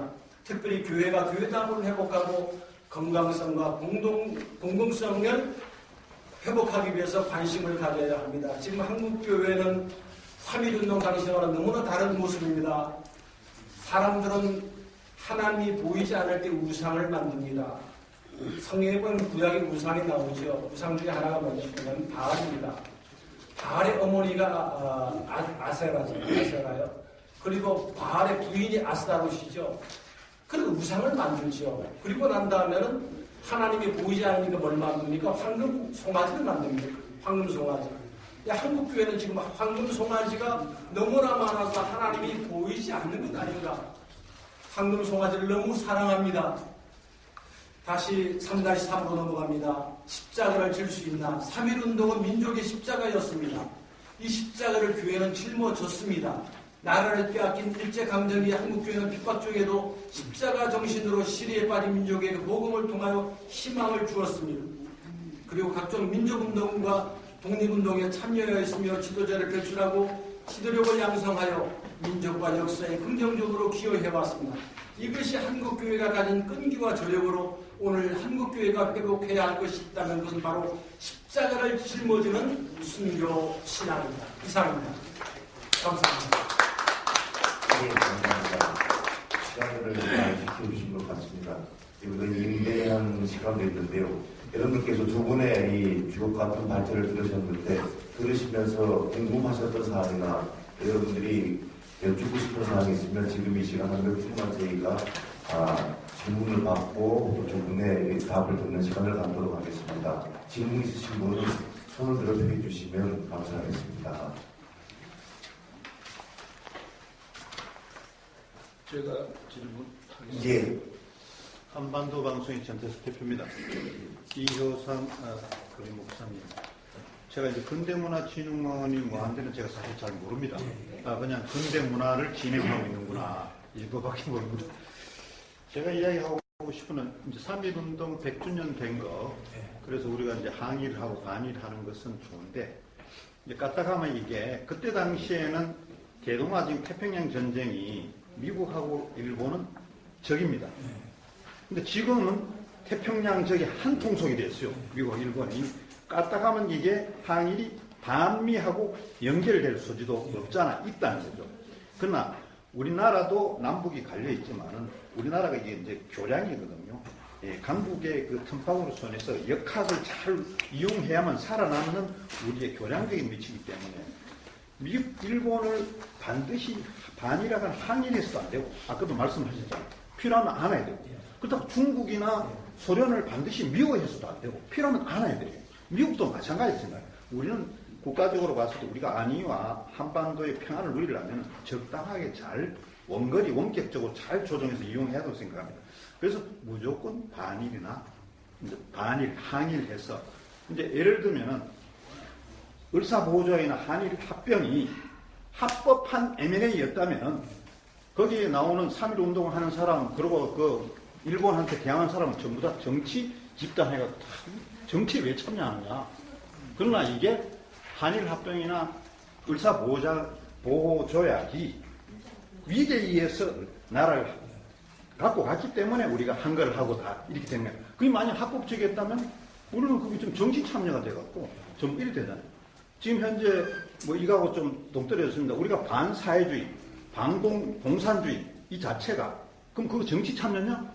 아니잖아요. 예, 제 질문을 조금 그래서 그런 예를 이제 비행할 수 있다는 이야기를 하는 건데 제가 핵심은 아까 이야기한 것처럼 한일 반일 하다 보면 까딱하면은 반미로 갈 가능성이 있기 때문에 그 부분에 대해서 한번 목사님이 한번 그 연관성이나 요하고 한번 좀 말씀을 견해를 좀 잘못하면 그럴 수 있다. 질문을 아주 정확하게 잘 해주셨습니다. 뭐냐면은 일본이 이제 한국을 이렇게 침략하면서 한일 병합 사건이 일어났죠. 그렇게 되다 보니까 일본과 왕실이 이제 대립하는 겁니다.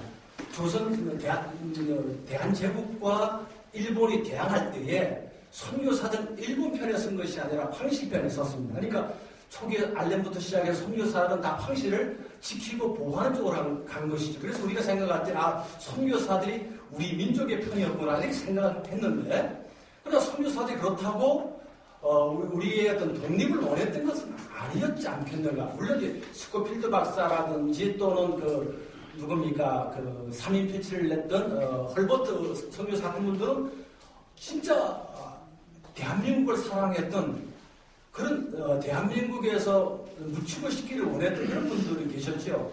어쨌든 그런데 선교사들이 가지고 있던 기본 생각은 그냥 아무 흠 없이 그냥 분쟁 없이 본인들이 선교하고 그냥 갔으면 좋겠다라고 하는 것이 기본 배경에 깔려 있었습니다. 그래서 자기네들이 선교하는데 거침만 되지 않는다면 이 상태를 유지하는 것이 바람직하지 않겠는가 같다라고 하는 것이고요. 어쨌든 황실편에 서서 황실을 대변해 줬다고 하는 건 대단히 중요한 포인트고요. 또 하나는 아까처럼 중국이라든지 일본의 문제 지적해 주셨는데 가끔 제가 이런 생각을 하고 몇 년 전부터 계속 글을 썼습니다. 뭐냐면 중국에서 우리가 수입을 해다 많이 드시거든요. 차이나, 메인 차이나.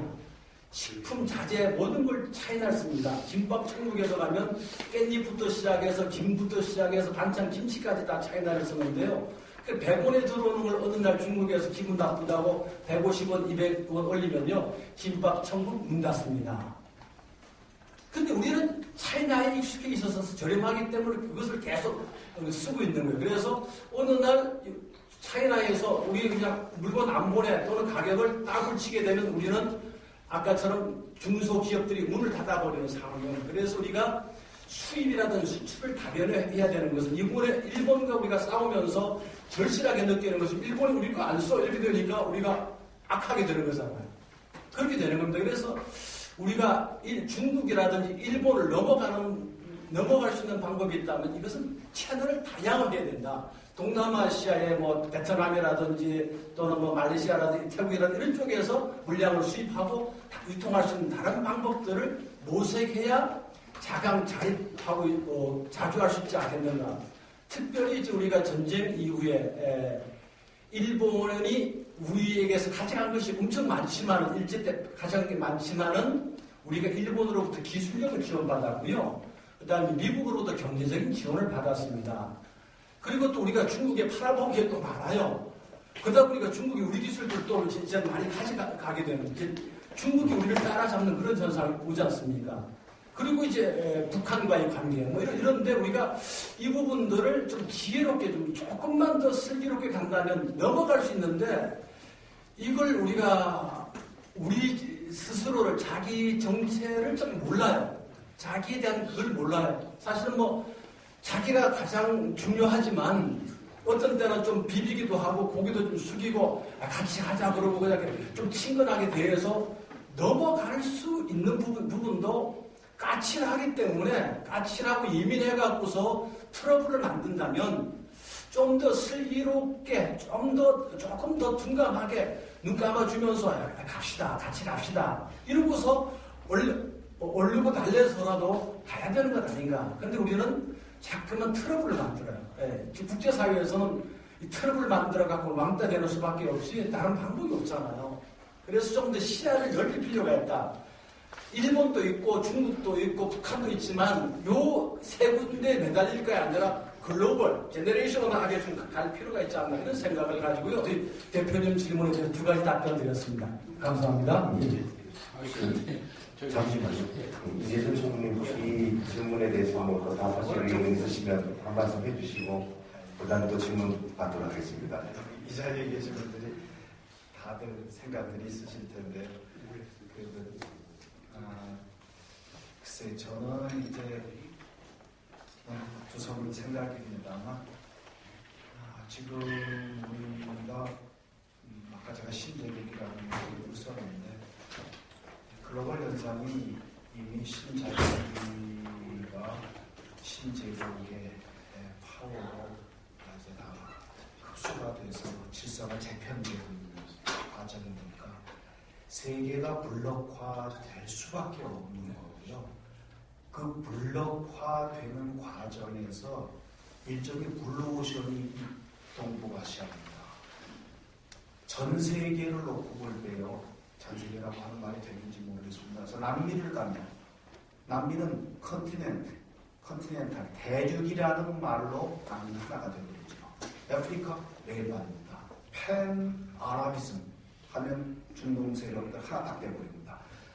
유럽 뭐 이유를 꼽지 않아도 대륙 거기에 화가 나면 아일랜드 성놈들 하고 말하는 거 영국 아니겠습니까? 영국 넣었다 뺐다 그거 하는 거고요. 그런데 대륙이라고 하는 말로 묶을 수도 없고 권역으로도 묶이지 않고 이 가장 하나 될 수 없는 게 지구상에서 지금 요 일본, 한국, 중국 요 지역입니다. 인도지가 하나 되지 않습니까? 한국의 아마 운명은 저는 21세기에 하나님이 어쩌기다가 품으셨는가. 우리는 결단코 이 고래 싸움에서 하나 될 수 없는 어느 하나로도 붙을 수 없는 새우에 이게 정말 강하지만 고래들을 물리치는 새우가 돼야 되는지 모르겠습니다만 저는 우리 상황은 정말 잘 봐야 된다고 생각하고요. 이미 신제국의 질서재편이 어느 정도 고착화돼 가고 있는 상황 속에서 지금 민족주의 탓할 상황이 아닙니다. 냉정하게 보면. 이제 그런 문제의식을 저도 가지고 있게 되고요. 제국의 특징을 가장 제국의 엠파이어의 속성을 특징적으로 보여준 두 나라가 실은 우리하고 맞대고 있지 않습니까? 전 세계의 아세스 문디를 자기네 나라 이름으로 가지고 있는 게 중국 아닙니까? 가운데 중자를 나라에다 붙여놓은 나라가 전 세계 나라는 이거 하나인데, 제국의 특징은 에고센트리즘이죠. 세상이 나를 중심으로 돈다고 하는 거니까요.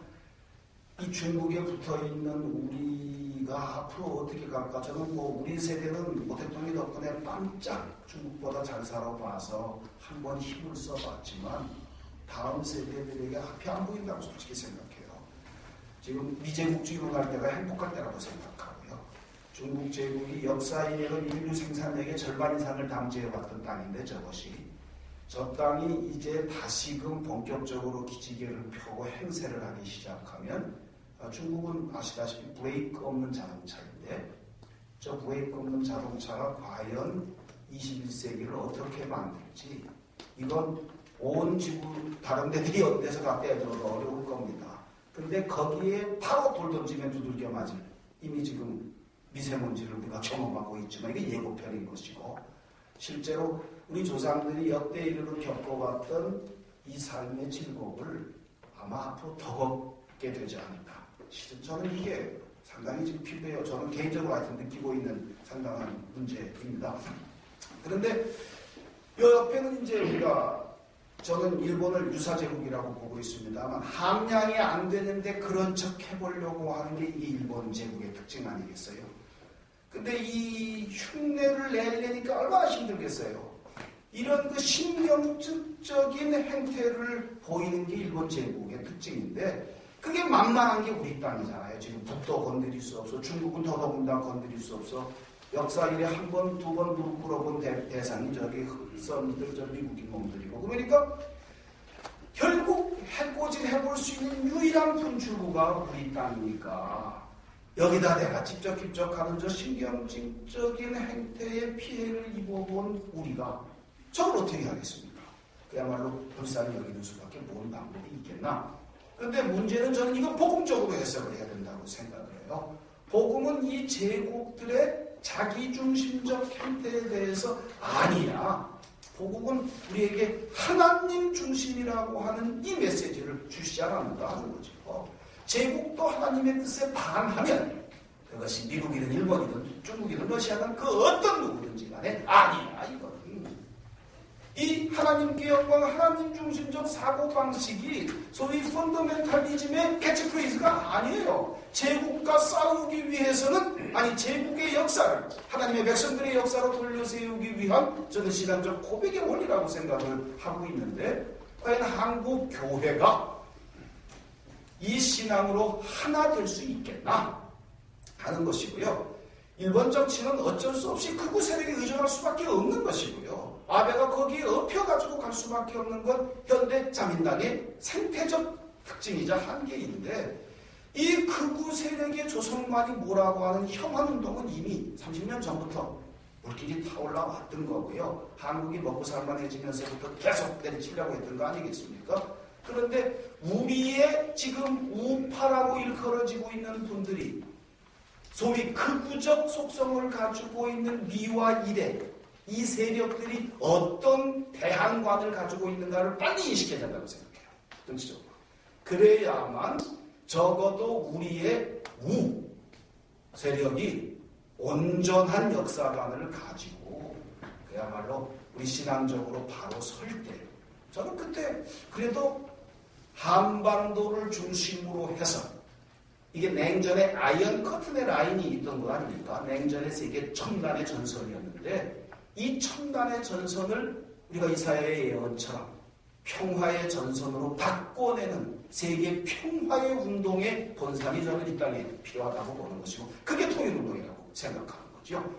그래서 통일운동은 우리끼리 잘 살자고 하는 것이 아니라 인류 역사의 최근까지 아니 지금도 진행되고 있는 신냉전 시대의 양대 산맥의 부딪힘 문명사로 보면 대륙 문명과 해양 문명의 이 극한 무한대의 충돌 그 틈바구니에서 피해가 되어 있는 한반도 밑으로 내려가면 오키나와로 붙었습니다만은 대만 쭉 내려가면 이 아시아 태평양 지역의 요 샌드위치된 블록을 한반도가 중심이 돼서 세계 평화에 하나님의 평화를 이루어가는 이 희망의 선언을 해가는 운동이 한국교회의 운명이여 아니면 역사적 사명이 아니겠나. 이게 우리 교회가 바라봐야 될 비전이지 지금 여기서 치고받고 소사를 가지고 나라가 이제부터 저렇다. 우리 제발 이러지 않았으면 좋겠어요. 하나님께서 우리에게 주신 이 시대적 사명을 세계사적 사명을 정말 초기 기독교인들이 품었던 세계에 대한 그런 비전을 우리도 회복해서 한국교회가 세계교회를 아우를 수 있는 저는 꿈을 꾸었으면 좋겠어요. 그게 하나님께서 우리에게 주신 세계 평화의 사명이라고 믿습니다. 예, 이 시간이 많이 갔는데 일단 아까 먼저 질문을 주신 분이 있거든요. 목사님 질문 받고 질문 드리고 모든 순서를 이제 마무리하도록 하겠습니다. 조은철 목사입니다. 저는 질문이라기보다도 이 기독교 한국신문이 우리 언론이 오늘 행사로 모인 거기 때문에 우리 대한민국 언론들이 용어 개념 정리부터 바로 사용해야 돼요. 저는 그렇게 생각. 왜 한일 못하죠? 우리가 반이라는 건가요 지금? 3.1운동은 반일입니다. 그거 항일이 아니에요. 지금은 항일하죠. 검찰 앞에 촛불이 모여서 반검하는 겁니까? 항검하는 거죠. 왜 반하고 항일이 왜 반미가 됩니까? 아니 미국이 항일은 못합니까? 반미는 아니도 항일은 할 수 있죠. 불의한 것에 항거하는 건데 왜 항일이 안 됩니까 그게? 그럼 일본은 우리 대한민국에 마구 해도 자기들이 우리한테 항의 안 합니까 지금? 그래서 언론이 그런 언론 용어 개념부터 바로 써야 되는데 우리 이렇게 해서 죄송합니다. 보수 언론들이 항일이 곧 반일이다 이렇게 가는 거예요. 그게 반미다.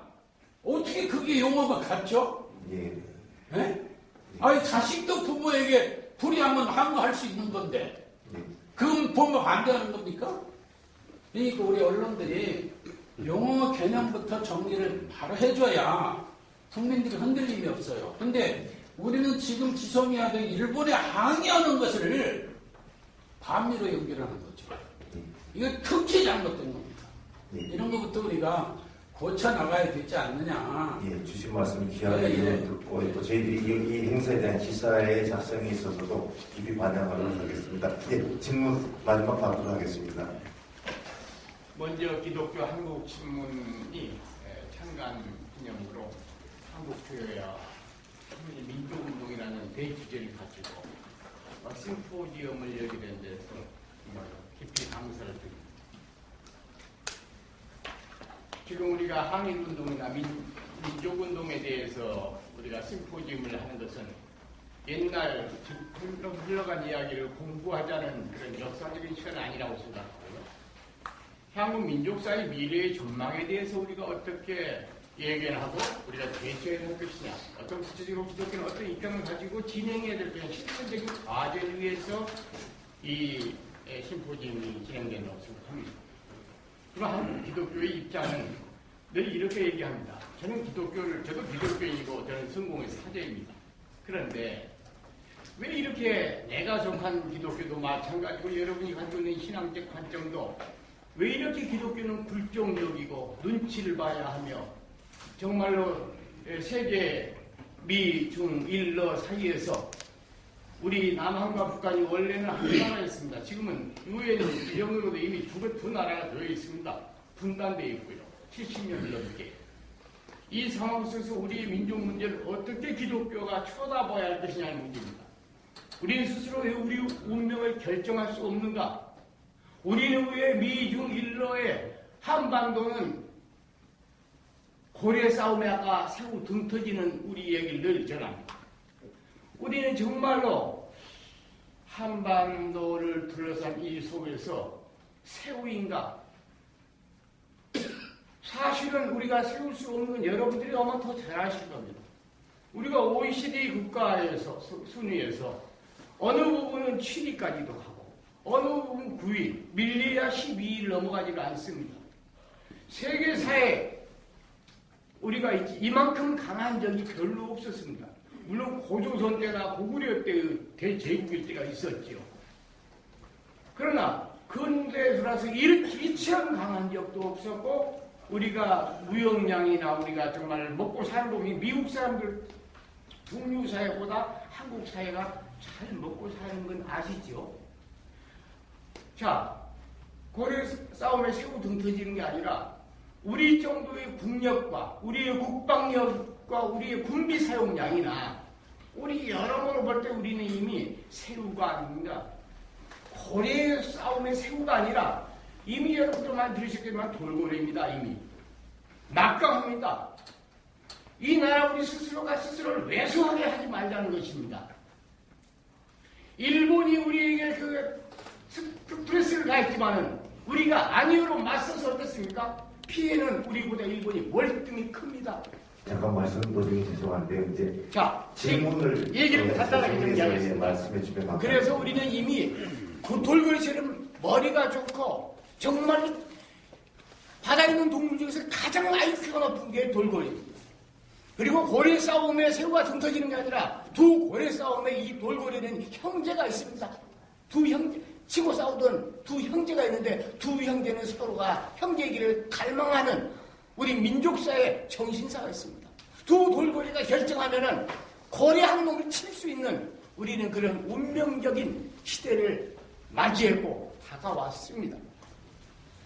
자, 여기서 지금 말씀드리자고 하는 것은 우리가 너무 기독교인으로서 너무 외수있지 말자 그래. 강하게 기도를 통해서라도 우리의 삶의 우리의 역경을 다시 한번 일어서야 되고 우리가 힘을 다해야 되고 하나님 앞에서 간절히 기도한다면 돌고래 두 마리가 고래 싸움에 등 터질 일이 있습니까? 어느 고래 하나를 침몰시킬 수 있는 것이 현재 남북 간의 관계입니다. 우리의 운명을 언제까지 그대의 눈치를 보면서 우리의 운명을 그대에게 맡길 것인가? 한반도 민족사의 중심점에 있어서 우리가 우리 운명을 결정할 수 없단 말입니까? 이것이 기독교인이 가져야 할 굴종적인 신앙의 자세냐 할 말이죠. 이 점에 대해서 여러분 이 발제하신 분들에게 한번 여쭙고 싶어요. 통일 문제에 있어서도 그 관점에서 우리는 어떻게 주체적으로 통일이 가능한가? 통일이 아니라도 일국 이체제 혹은 이국 이체제를 가지고라도 남북 문제가 정말 평화롭고 평화만큼 훌륭한 구원 시스템이 어디 있습니까? 그 점에 대해서 한번 답변을 기독교적인 입장에서 기독교 한국민족운동에 대한 이후에 전망에 대해서 답변을 듣고자 합니다. 네, 두 분이 차례로 돌아가셔서 그 말씀을 잘 해주셔서 돌고래 맞습니다. 형제도 있고요. 참 발성도 좋고 착성도 참 좋습니다. 어쨌든 우리 돌고래가 아니더라도 돌고래 맞고요. 돌고래가 아니더라도 그 새우 고래 싸움에 새우 등 터진다 그러는데 새우 잠을 자면서도 우리는 고래 꿈을 꾸면 되는 겁니다. 그죠? 바꿔서 고래 꿈을 꾸면 되고요. 우리가 지금 국가 경쟁력만이 아니라 국가 경쟁력이 지난해 16위에서 올해 13위로 올라갔습니다. 점점 대한민국이 국제적인 사회에서 지위만 올라가고 경제력만 좋아지는 게 아니라 경쟁력까지 좋아지면서 점점 이제 하기 때문에 개발도상국 지위를 버려야 되는 최근 40년은 5천년 역사에서 전성기 황금시대를 지금 우리가 살아가고 있습니다. 이렇게 좋은 시대를 살아본 적이 없는데 살아가고 있습니다. 하나님의 특별한 은혜이자 축복이라고 생각하고요. 좀 더 우리가 아까처럼 외소해지지 말자는데 저도 동의하고요. 저는 귀한 말씀 잘 들었습니다. 제가 앞으로 공명심하고 외소해지지 않도록 노력하겠습니다. 한국교회도 고래 꿈을 꾸면 언젠가 형제가 나란히 손잡고 갈 날이 있으리라고 믿습니다. 우리 이재천 총무님이 워낙 말씀을 잘하시니까 마이크 넘기도록 하겠습니다. 동문으로 드리겠습니다. 겸사하겠습니다. 네, 우리가 너무 많은 얘기를 나눴으면 좋겠지만 더 예정된 시간이 있어서 여기서 마무리하도록 하겠습니다. 오늘 발제해 주신 두 분께 여러분 다시 한 번 박수.